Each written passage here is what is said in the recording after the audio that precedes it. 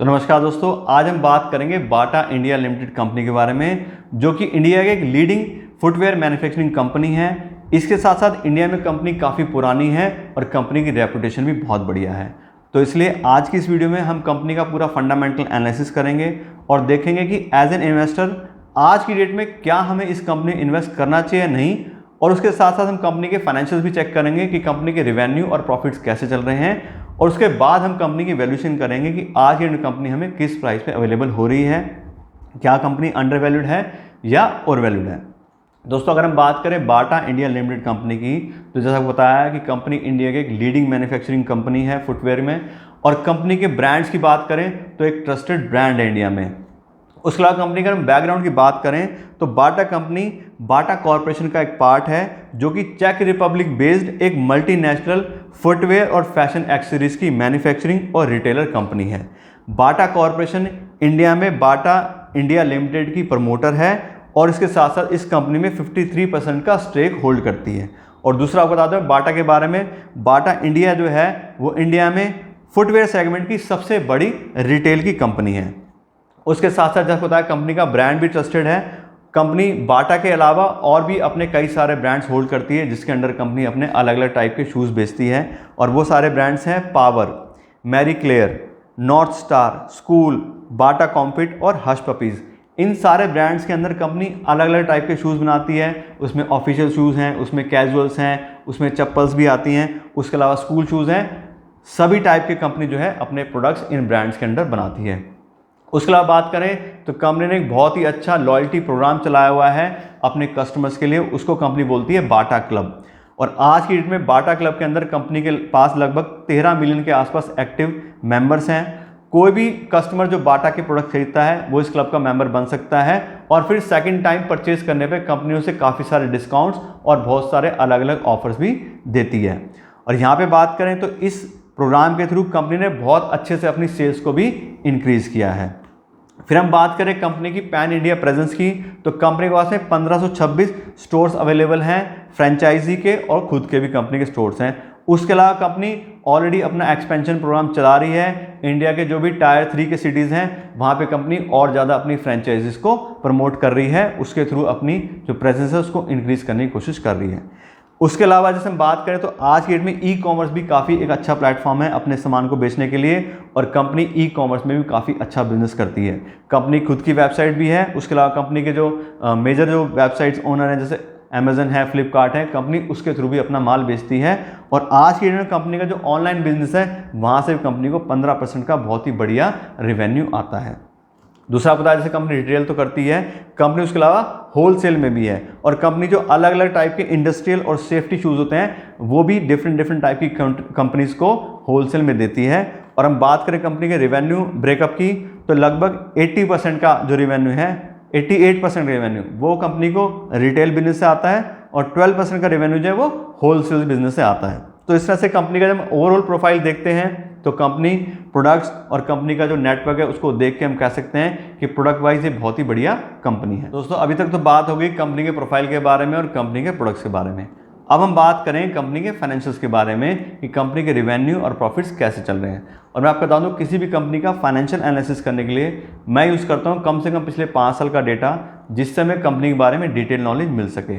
और सबसे पहला जो हमारा पैरामीटर है जिसपे हम कंपनी को चेक करते हैं वो होता है रेवेन्यू या सेल्स। और यहाँ पे हम देखें तो पिछले 5 साल में लगातार कंपनी के रेवेन्यूज इंक्रीज हुए हैं, लेकिन 2021 में एकदम से कंपनी के जो रेवेन्यूज है वो कम हो गए हैं। 2020 में जो कंपनी के रेवेन्यू थे वो थे 3,000 करोड़ रुपए और 2021 में 1,700 करोड़ रुपए आ गए, यानी कि 50% के आसपास के रेवेन्यू एक ही साल में एकदम से कंपनी के कम हो गए हैं। और अगला पैरामीटर हम कंपनी को चेक करते हैं वो है हमारे पास ग्रॉस प्रॉफिट मार्जिन। और यहाँ पे हम देखें तो पिछले 5 साल में 55%, 56% के आसपास का बढ़िया ग्रॉस प्रॉफिट मार्जिन कंपनी के पास अवेलेबल है। इस समय यही पता लगता है कि कंपनी अपनी प्रोडक्शन कॉस्ट को काफ़ी अच्छे से मैनेज करती है, कंपनी रॉ मटेरियल अच्छे से खरीदती है, इसीलिए कंपनी के पास इतने अच्छे ग्रॉस प्रॉफिट मार्जिन आ रहे हैं। उसके बाद अगला हमारा जो पैरामीटर है वो है operating profit margin. Operating profit margin से हमें ये पता लगता है कंपनी के जो सेल्स करने के जो खर्चे होते हैं, जो कंपनी के ओवरहेड एक्सपेंसेस होते हैं, उसको कंपनी कितने अच्छे से मैनेज कर पा रही है। और यहाँ पे हम देखें तो 2017 से लेके 2020 तक कंपनी के पास अच्छे खासे ऑपरेटिंग प्रॉफिट मार्जिन आ रहे थे, 11%, 15%, 18%। लेकिन 2021 में कंपनी को लॉस हुआ है और -6% का यहाँ पे ऑपरेटिंग प्रॉफिट मार्जिन आ रहा है। अब मैं आपको बता दूं, जो मैं हमेशा बात करता हूँ कि कंपनी, किसी भी कंपनी में अगर हमें इन्वेस्ट करना है तो हमें मार्जिन ऑफ सेफ्टी के साथ इन्वेस्ट करना चाहिए। वो इसीलिए बोला जाता है कि फ्यूचर के बारे में किसी नहीं पता। पिछले 4 साल से बढ़िया आ रहे थे, लेकिन अगले साल में क्या हो गया, सीधा कंपनी को 6% का ऑपरेटिंग लॉस आ गया। तो अगर किसी ने 2020 में इन्वेस्ट किया होगा तो अगले साल उसको एकदम से धक्का लगा होगा कि हाँ भी कंपनी के जो प्राइसेस हैं वो भी गिरे हैं। इसीलिए चाहे कंपनी कितनी भी अच्छी हो, हमें हमेशा मार्जिन ऑफ सेफ्टी के साथ इन्वेस्ट करें, जिससे आने वाले जो रिस्क हैं उसको हम अच्छे से मैनेज कर सकें। अब हम चलते हैं अपने अगले पैरामीटर की तरफ। ये है हमारा free cash flow. Free cash flow से मेनली हमें ये पता लगता है कि कंपनी जो भी प्रॉफिट जनरेट कर रही है उसको कितने अच्छे से एनकैश कर पा रही है और अपने पास रख पा रही है। क्योंकि ऐसा तो नहीं कंपनी के पास कैश आता है और बार बार कंपनी को जो है वो अपने वापस बिजनेस में इन्वेस्ट करना पड़ता है और कंपनी के पास में कैश अवेलेबल ज़्यादा नहीं हो पाता। लेकिन यहाँ पर हम देखें तो पिछले 5 साल में हर साल कंपनी के पास फ्री कैश फ्लो अवेलेबल हुआ है, जो कि कंपनी का बहुत ही बढ़िया पॉइंट है। इसके अलावा चलते हैं अपने नेक्स्ट पैरामीटर की तरफ और यह है हमारा debt by equity ratio. Debt by equity ratio लेके मैं हमेशा बोलता हूं कि ये सबसे इंपॉर्टेंट रेशियो है। चाहे कंपनी कितनी भी अच्छी हो, जो भी हो, हमें ये रेशियो हमेशा चेक करना चाहिए। इस समय मेनली ये पता लगता है कि कंपनी ने लोन कितना लिया हुआ है और कंपनी ने खुद का कितना पैसा इन्वेस्ट किया है। और यहाँ पे हम देखें तो बाटा का जो आज की डेट में डेट बाय इक्विटी रेशियो आ रहा है, ये आ रहा है 0.48। ये एक बहुत ही हाई नंबर है। 0.48 का मतलब यह है कि कंपनी जितना अपना पैसा लगाया है उसके अगेंस्ट कंपनी ने 50% के आसपास का लोन भी लिया है। यानी कि अगर कंपनी के पास 100 करोड़ खुद के हैं तो 50 करोड़ उसमें उसके अलावा कंपनी ने डेट भी लिया हुआ है। इससे क्या प्रॉब्लम आती है कि अगर कोई भी कंपनी हाई डेट लेती है तो उतनी ज़्यादा उसको इंटरेस्ट पेमेंट करनी पड़ती है और कंपनी जो है रिस्की हो जाती है। इसके साथ साथ जो भी कंपनी डेट होल्ड करती है उसके अगेंस्ट हम एक और पैरामीटर चेक करते हैं, उसको हम बोलते हैं इंटरेस्ट कवरेज रेशियो। इस समय पता लगता है कि कंपनी जो भी लोन लिया है उसके अगेंस्ट जो भी कंपनी को साल में इंटरेस्ट पे करना पड़ता है उसके कितना गुना पैसा उसके पास अवेलेबल है जिससे वो आराम से अपना इंटरेस्ट पे कर सकें। लेकिन यहाँ पे हम देखें तो कंपनी के पास सिर्फ 2 टाइम्स पैसा अवेलेबल है। यानी कंपनी को जो भी हर साल इंटरेस्ट पे करना पड़ता है उसका सिर्फ 2 गुना पैसा अवेलेबल है, जो कि बहुत ही कम है। कम से कम 4 या 5 गुना पैसा होता है तो हम कंपनी को काफ़ी स्ट्रॉन्ग कंपनी मानते हैं कि ठीक है, कंपनी अगर कोई प्रॉब्लम भी आएगी तो 4 साल 5 साल तक अपना इंटरेस्ट आराम से पे कर लेगी। लेकिन 2 टाइम्स तो बहुत ही कम है और इस पैरामीटर को देखते हुए मैं बिल्कुल क्लियरली कह सकता हूँ कि कंपनी बहुत ही ज़्यादा रिस्की है। इसके अलावा नेक्स्ट जो हमारा पैरामीटर है वो है रिटर्न ऑन इक्विटी। और इस समय ये पता लगता है कि जो भी इन्वेस्टर अपना पैसा कंपनी के साथ इन्वेस्ट करते हैं, कंपनी उस पैसे को कितना प्रॉफिट जनरेट कर पा रही है। यहाँ पे हम देखें तो लास्ट ईयर का जो रिटर्न ऑन इक्विटी आ रहा है वो आ रहा है -4.5%। लास्ट ईयर का माइनस इसलिए आ रहा है क्योंकि ऑलरेडी कंपनी को पिछले साल लॉस हुआ है।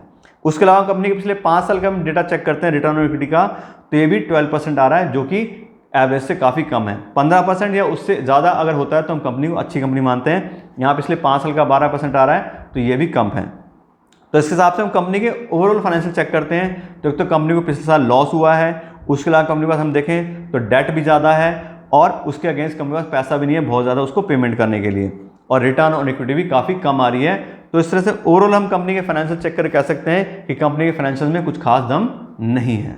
दोस्तों अभी तक तो बात हुई कंपनी के फाइनेंशियल्स के बारे में और कंपनी के प्रोडक्ट प्रोफाइल के बारे में।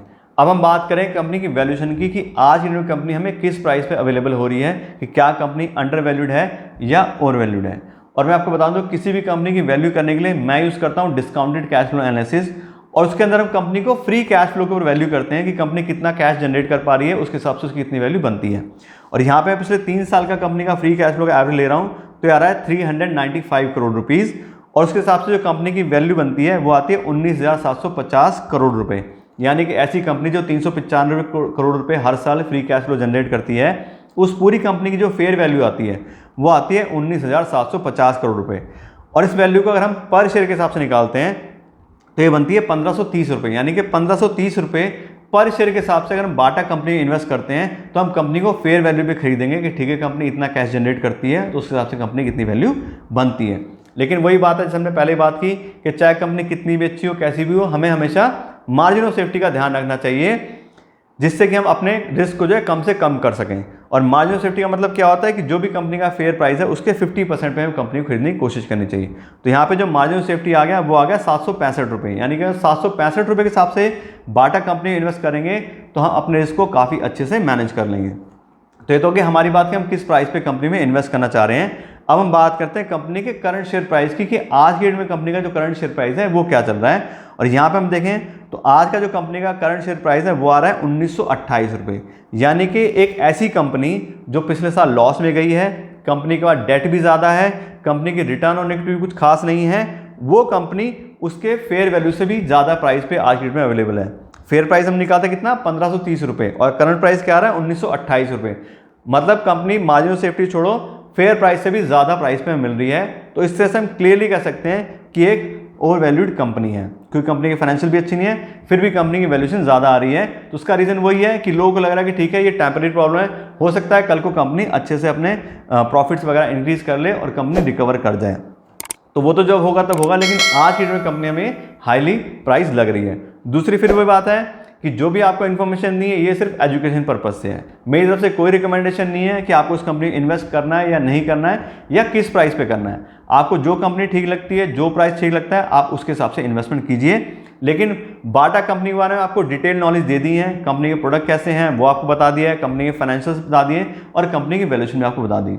तो इस हिसाब से मैं आशा करता हूं कि आपको वीडियो अच्छी लगी होगी। अगर आपको ये वीडियो अच्छी लगी हो तो इसको लाइक और शेयर जरूर कीजिएगा और मेरे चैनल को भी सब्सक्राइब कर लीजिएगा। Thank you so much.